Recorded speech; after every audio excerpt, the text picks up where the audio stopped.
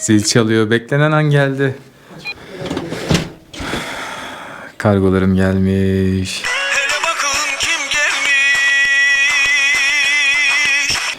Tam 60 gündür bekliyordum. İnanmıyorum ya. Filamentler de gelmiş.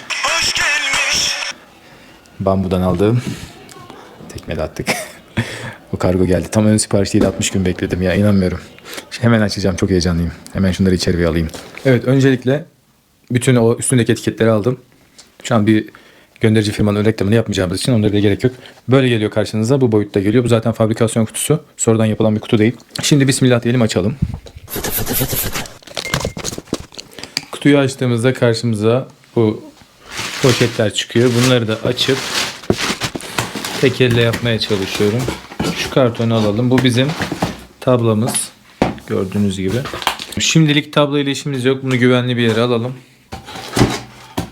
Bu bizim AMS Lite'ımızın ayağı. Ben bunları bir alayım diyor.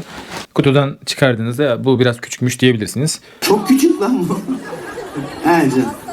Şu an ben de aynı isteğim. Kabin olmadığı için bunlar da daha küçük duruyorlar. Şimdi bu desteklerini de sökelim. Devam edelim. Evet, bütün o destek bağlantılarını çıkardım. Kablo bağlarını güzelce çıkardım ve kutuyu hiçbir zaman atmayın. Böyle kutunun içerisine gördüğünüz gibi bunları bile düzgünce söktüm. Bunları herhangi bir arıza durumunda sizden orijinal ambalajını istiyorlar. Tabi bu ufak tefek şeyleri değil de orijinal kutusunda olmasını istiyorlar. Şimdi kitapçığa göre gidelim. Ne diyor? Bu cıvataları sökün. Şu arkasındaki cıvatalardan bahsediyor. Bunu sabitlemek için gönderirken. Sonra bütün ambalajlardan kurtulun diyor. Şimdi burada ne diyor? Tablayı takın. Tablayı en sona saklıyoruz. Burada ne diyor? Taban muhafazasını yazıcı çerçevesinden geçirmek için yaklaşık 45 derece eğin. Şemada gösterildiği gibi. Aynı hizaya gelene kadar yavaşça indirin diyor. Bunu şöyle 45 derece eğin. Şunun arasından geçirin diyor. Şundan bahsediyor. Zaten tam olarak oturuyor. Bunu zaten yanlış yapma şansımız yok. Çevirelim. Arkasındaki vidaları çıkaralım. Şurada gördüğünüz cıvatalardan kurtulmamız lazım. Şu uzun olanla bunları çıkaracağız. Böyle zor çıkıyor biraz. Şimdi ben diğerini de çıkarıyorum. Şurada SD kart bölümümüz var. İçerisinde halihazırda bir SD kart göndermişler. Sırasıyla gidiyoruz. Ne diyor bize? Tablayı ileri it. Arkadaki kapağı aç. Buradaki ST323 bunlardan bahsediyor. Ne diyor bu? Üstündeki yazılara dikkat edin. Bunu diyor oralara, bu cıvataları, 10 tane olan bu cıvataları buraya montajını yap diyor. Hemen bunu yapalım. Bize diyor ki tablayı ileri it. Son, zaten sonu bu. Şunu çıkar diyor. Buradan çıkardım böyle. Zaten çekince direkt geliyor. Şöyle 10 tane yere bunların montajını yapacağız. Şimdi ben başlayayım. Deliklere vidaları böyle bırakıyoruz. İşaretledikleri yerlere cıvataları bıraktık. Bunun neden uzun olduğunu şimdi daha iyi anlıyoruz. Böyle deliğin içinden rahatça sıkabilelim diye. Yeter. Hani çok da güç uygulamayalım. Burada güç denemesi yapmayalım. Bize diyor ki kitapçıkta. Şimdi Ne diyor kitapta? çevirin. Kıza çevirin şöyle diyor. Şimdi bunu kıza geri itin diyor. Tekrardan. Gördüğünüz gibi kızağın arkasında kalan 2 cıvatamız daha mevcut. Bunları da sıkıyorum. Devam edeceğim. Bunları da sıktım. Tekrardan arkasını çeviriyoruz. Kızağı geri itekliyoruz.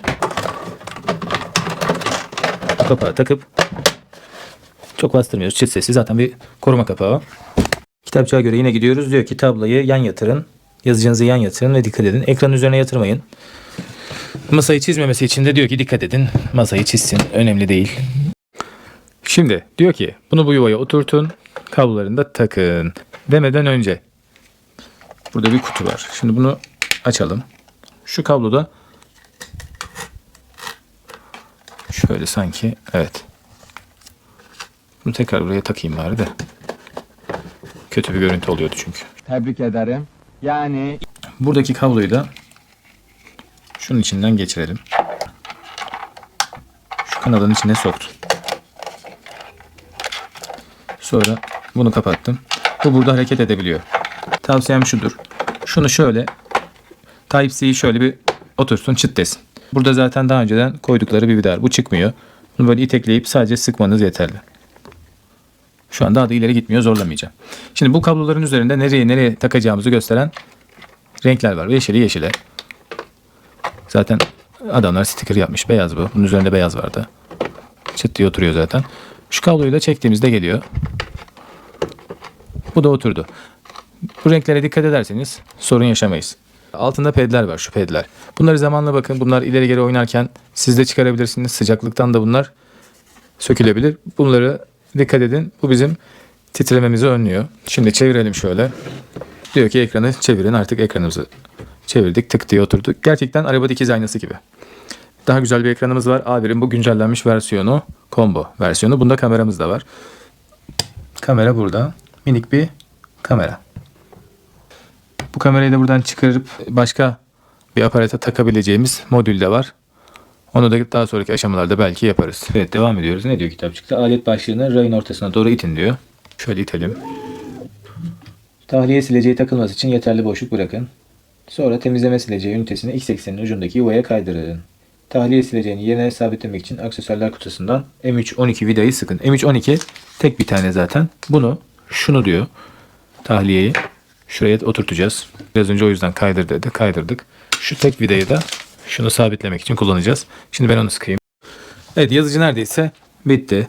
Diyor ki AMS Light gövdesini standın üzerine yerleştir. Kablo yukarı baksın. Daha sonra da aksesuar kutusundan çıkan 4 adet BT3-8 vidayı sıkarak sabitle diyor. Yani şu yazılara dikkat edin. Bakın BT3-8 diyor ya. Bu da mesela ST3-8. Bu olur demeyin. Karıştırmayın. Bunlara dikkat edin. Hem sayıları farklı hem uzunlukları farklı. Şimdi şunu önce oturtalım. Direkt oturdu zaten. Yanlış oturtma şansınız yok. Sayılar size bakıyor. 1, 2, 3, 4 diye. Şurada 2 tane. Şurada da 2 tane olmak üzere. 4 adet vidayı sıkıyorum. Son vidayı da sıktık. Şimdi ayağa kaldırabiliriz. Artık AMS'miz artık sabit. Makara tutuculara takın ve renklerine dikkat edin diyor. Sarıyı sarıya, yeşili yeşile. Sarıdan başlıyoruz. Şöyle. Çıt diye oturuyor zaten. Bakın yeşil olduğunu şu alttan anlıyoruz. Şimdi bize diyor ki tüpleri yerleştir. Kısa olanları 1 ve 2'ye tak. Yani diyor ki şunları şöyle tık diye oturuyor zaten. Direkt oturuyor, yani böyle hiç zorlamıyor bile. Şöyle. Alttan gelenleri de şöyle taktık. Arasına 5 santim mesafe koyun. Yani el girsin. Şöyle. Sağlıklı çalışması için diyor. Buna dikkat edin. Şuradaki kanala da şu kabloyu sabitleyin diyor. Ben onu da sabitleyeyim. Küçük misafirimiz gelmiş. Ne yapıyorsun? Gel oğlum. Korkma lan. Kameradan mı korkuyorsun? İlk defa kameralara çıkıyor oğlum da. Çok meraklıdır. Ben ne zaman koli açsam, paket açsam gelir. Ama şimdi bir korktu nedense. Hadi bakalım, saklan. Biz devam edelim. Borularımızı da taktık. İçerisinden filament geçecek. Şöyle düzgün bağlamaya dikkat edelim. Sonra bunların etrafına da modifiyelerimiz olacak. Şimdi diyor ki kabloları takın. Zaten bir tanesini takmıştık. Şurada 2 tane AMS takılacak yuva var.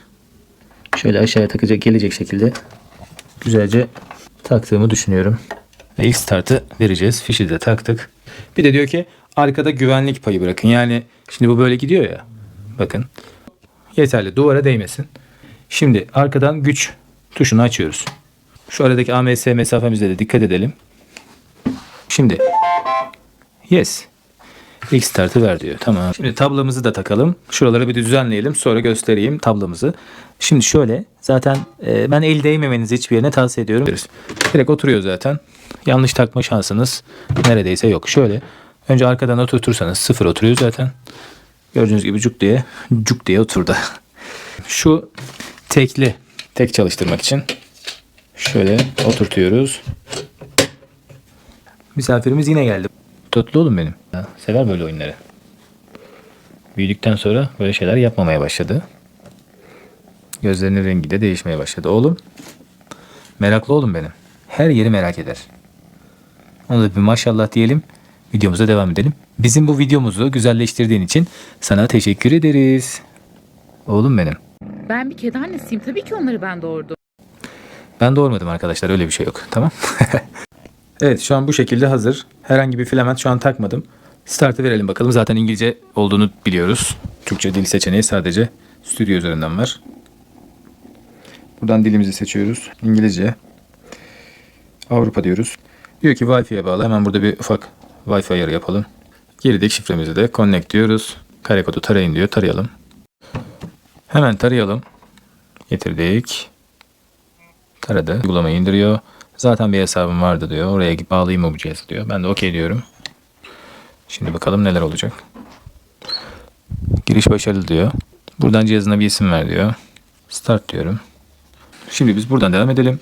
Diyor ki daha iyi baskı kalitesi için kalibrasyon, motor gürültüsünü engelleme 7 dakika sürüyormuş. Titreşim telafisi için 5 dakika. Otomatik yatak tesviyesi. Aynen, yatak tesviyesi. Bunun için de bizden 15 dakika istiyor. Start diyelim. Dedik ve böyle bir hareketler yapmaya başladı. Bir yarım saate yakın sürecek. Onu belirteyim.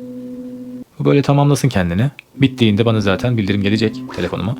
Ben de kendime bir kahve koyayım. Ve kahve içerken bu da tamamlasın kendini. O sırada basacağımız o deneme parçasını ben bir düşüneyim. Ne kadar basabilirim diye. Sürpriz yapacağım size. Biz de o sırada diğer kutumuzu açalım. Filamentlerimiz burada. Bunlar hiçbir reklam değil arkadaşlar. Tamamen kendi paramla aldığım değerli filamentler. Her markayı aşağı yukarı almışım. ETA, Elas, Beta, Eson. Dedikleri şu basit filament nerede? Deneme baskısını bununla mı alsak? Ya bunu bir bitirelim. 20 gramla ne basabiliriz? Ben bir bakayım 20 gramla ne basabilirim. Ona göre. Bambu PLA Basic. Filamentleri bir de böyle tepeden bakalım neler almışız. Bir tane Cyper Yellow almışım. Sky Blue. Grey, yani gri. Mavi. Bu turuncu. PLA. Bunların hepsi PLA. Evet. Sadece bu mat serisi. Bunlar parlak. Bunlar mat. Mat bir turuncu almışım. Bu da patchy. Siyah bir patchy almışım. PLA almışım. Bu muhtemelen bir figür basacağım. Natural skin almışım. Yani ten rengi gibi düşünebilirsiniz bunu. 2 tane çikolata almışım PLA. Bunlarla kafamda güzel projeler var. Red Green Blue. Bu böyle yanarlı dönerli filamentler oluyor ya. Bu o. İçinde 3 renk barındırıyor. Bazı arabalar vardı hatırlarsınız eskiden. Hatta hala da var. Kaplama yapıyorlardı, böyle sağdan soldan farklı gözüküyordu veya boyuyorlardı. Bu onun gibi bir şey. Bu da siyah mavi. Bu da aynı şekilde yanar dönerli bir renk. Bunlara da iyi paralar verdik. Bakalım.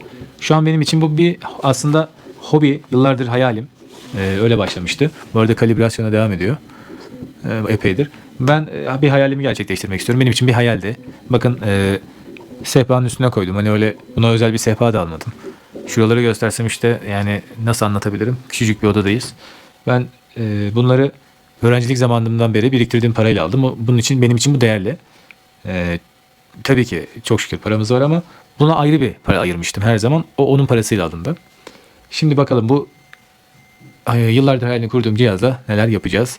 Belki bir marka kuracağız. İleriki videolarda markamızın ismini belki beraber belirleriz. Şimdi böyle devam ediyorum. Kalibrasyon tamamlandı dedi. Neyi basacağımı buldum bu arada. Ama sürpriz bastıktan sonra size göstereceğim. Artık hazırsınız diyor bize. Baskıya geçmeden önce bize bir güncelleme olduğunu söylüyor. Bunu yapmak ister misiniz diyor. Tabii ki. Bu arada söylemekte fayda var. AMS Lite'ınızı çıkarıyorsunuz. Bu takılıyken güncellemede hata alırız. Update diyorum. Umarım bu da kısa sürer. Evet, güncelleme tamamlandı. Ben neye basacağımı da karar verdim. Şimdi buradan filament seç diyoruz. Şimdi buradan yükleme yapacağız. Şu elimdeki filamenti deneyeceğim. Filament bu şekilde yükledim. Kendi otomatik çekti. Şurada yeşil bir ışık yandı. Şöyle göstereyim. Yani nozzle'ın ucuna geldi demek istiyor. Geri geliyorum. Şimdi ben o sürpriz olan figürümüzü, deneme figürünü buradan basacağım. Size göstermiyorum şimdi. Basılmış halini göstereceğim. Buradan indiriyor şu an. İndirdikten sonra başlayacak.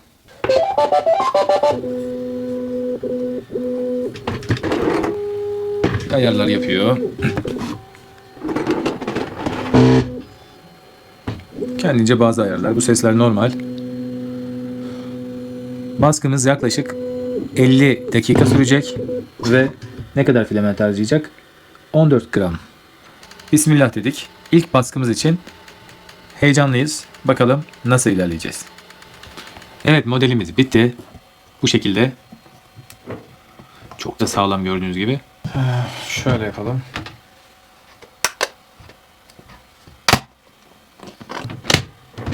Bizim bir tane kazıyıcı basmamız lazım. Daha sonra da modifiye parçaları basmak istiyorum bu yazıcı için. Evet, şöyle bir kahve çekirdeği bastım. Şöyle şuraya koyabiliriz. Şurada gayet iyi oturuyor. Gördüğünüz gibi şuraya da alabiliriz. Renkli bassaydım daha da güzel olabilirdi. Şimdi şöyle siyah bir zemin üzerinde göstereyim. Gördüğünüz gibi yani parça kalitesi, pürüzsüzlüğü harika. Hiçbir ayar yapmadım. Direkt bastım. Harika çıktı. Yani her yere de oturuyor. Hiç de boşa gitmemiş oldu. Kahvemi de içtim bu arada. O sırada kahve dedim. Aklıma kahve çekirdeği geldi. Çok da güzel bir ürün. Her yerde oturuyor. Bacakları da sallanıyor böyle.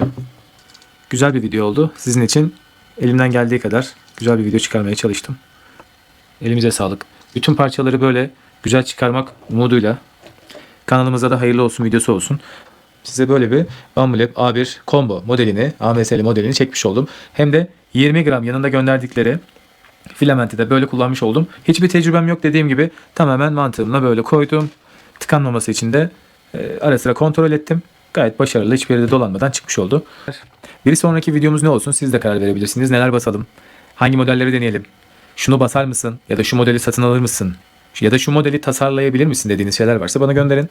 Instagram, TikTok, YouTube bana ulaşabileceğiniz yerler. Oradan etkileşimde bulunabilirsiniz, yorumlar yazabilirsiniz. Ben de sizin için bunları en güzel şekilde basıp en güzel ayarları da paylaşacağım. Bir dahaki videoda görüşene dek kendinize iyi bakın. Kanalıma abone olmayı, bildirim zilini açmayı unutmayın. Hepinizi çok seviyorum. Tamam. İnandım tamam. Hoşça kalın.